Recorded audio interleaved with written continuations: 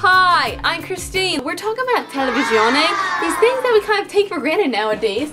This beautiful schmush. So I just had an exam in the history of television, so I know all sorts of crap right now. It's just all floating in my brain. Some of it's like really interesting, so I'm just gonna share with you. Were you ever wondering, I know it's just the first thing on your mind, like what was the first network? It was NBC. It dominated the world. ABC came out of NBC. NBC was like, we have two networks, NBC Red and NBC Blue. They were like, oh, you're only allowed to have one network or else you're a monopoly. NBC was like, oh shit, we gotta sell one. Sold NBC Blue. NBC Blue became ABC. CBS is Colombian Broadcasting Service. Who would have known? You wouldn't have known. Unless you did know. So TV, how are we gonna sell these televisions, right? They're worried not about marketing it overall, but they're worried about marketing television to women. Why? Because they think women are not going to like changing the channel. It's too much technology to go up and turn the channel changer. Genuinely worried that we weren't going to be able to come up and press that button. Because men are the lords of technology and we know nothing. I can't press the button! It's too intense. Did you know HBO stands for Home Box Office?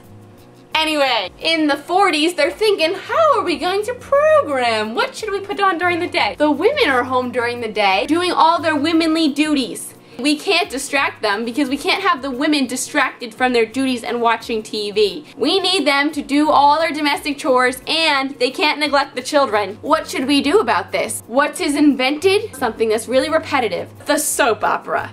That's right, soap operas made for women to do their chores.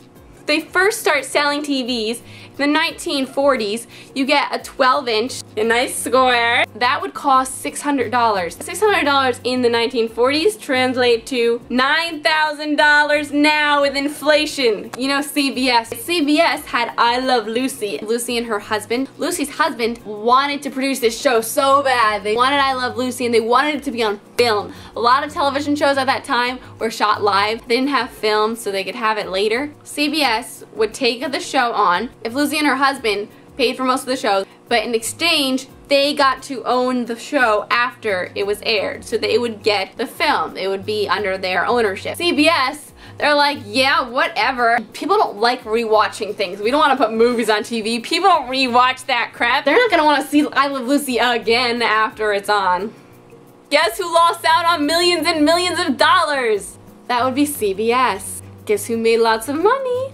Lucy! And DVDs and VHSs, who knew we would be able to rewatch things? You're probably bored. Oh God, I am going to stop. So thanks for watching today, guys. I appreciate you coming to listen, and I would like to know if you found this interesting or not. Also, I'd like to know what you're watching right now on Televisione. Are you watching The Vamp Diaries? I'm catching up on The Breaking Bad. I'm watching The Glee. I'm watching The Modern Family. I'm watching The Survivor.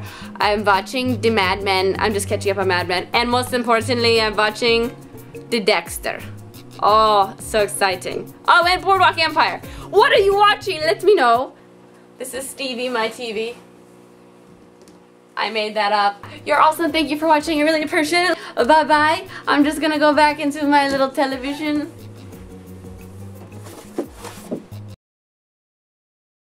Put on during the day because the women are home during the day.